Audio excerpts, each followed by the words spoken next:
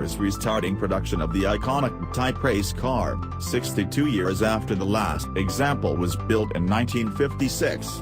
The first Jaguar D-Type to be assembled by Jaguar Classic, an engineering prototype, makes its world debut at the Salon Retromobile show in Paris.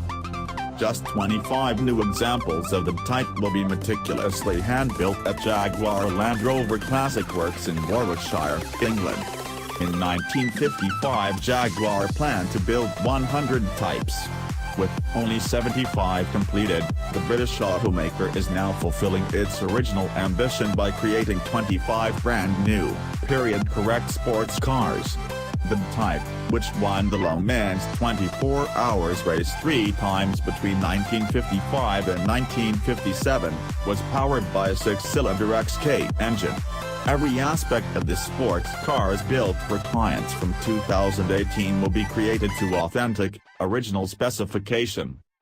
Jaguar Classic's research, with access to original engineering drawings and records, ensures each new type will be built to the authentic specifications laid down by competitions manager Lofty England and his engineers in the 1950s.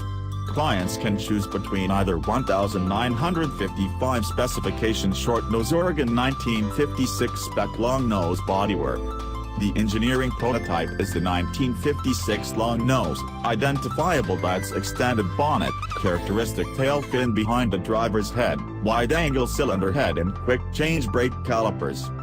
The Jaguar D-Type is one of the most iconic and beautiful competition cars of all time, with an outstanding record in the world's toughest motor races. And it's just as spectacular today.